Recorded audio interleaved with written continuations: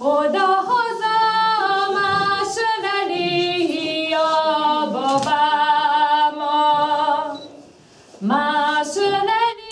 Novom Bezdanu je održana manifestacija s kojom završava tjedan kulture Mađara u Republici Hrvatskoj.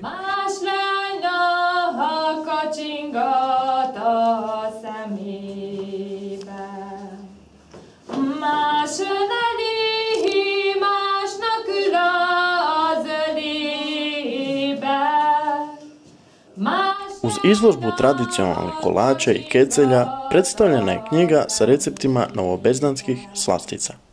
Evo naša udruga mladeži za njegovanje običaja Mađara je već dosta iščekivao ovaj dan kad smo organizirali ovu izložbu kolača. Povod je bio na osnovu toga što smo prošle godine počeli prikupljati recepte od naših vrijednih kuharica. Od kraja prošle godine su se skupljali recepti tu od mještana Novog Bezdana i to oni recepti koji su se nekad pekli kolači u svatovima tradicionalnim, kad se još kod kuće peklo za svatove, a iz razloga što se u današnje vrijeme sve manje više takvih tradicionalnih svatova održavaju, imamo neke nove zakonske propise. I to je jedan moment koji će se izgubiti nakon nekog vremena. Mi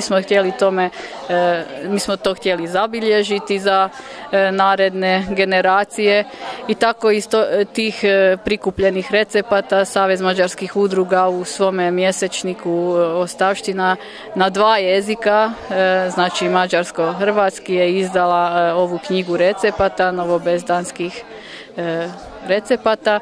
I evo danas smo tu promovirali ovu knjigu i ujedno smo održali jednu izložbu svatovskih kecelja. Naravno da su se žene potrudile da za svake svatove u kojem su bili pozvane da izvezu nove kecelje, znači ima obilje toga tu još u ostavštini, obiteljskoj ostavštini Novobezdančana i naravno da smo se zasladili kolačima čiji su recepti u ovoj knjizi. Ovom izložbom zaključujemo ovogodišnji tjedan kulture Mađara u Hrvatskoj koji smo kao Savez mađarskih udruga po 16. put održali. Uspjeli smo ostvariti niz manifestacija, prikazati svoju živu kulturu, suvremenu kulturu koju njegujemo tu u Dravskom trokutu u Hrvatskoj.